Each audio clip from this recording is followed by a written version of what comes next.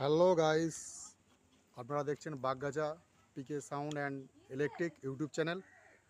আপনারা আগেবার আমি একটা ঝুড়ির একটা ভিডিও দিয়েছিলাম টোপর, যেগুলো চন্দননগরে এখন লাইটিং স্ট্যান্ড লাইটিং যেগুলো বলে পরিচিত, স্ট্রিক বা এলইডি এইসব যে রেডি করে বিক্রি করে।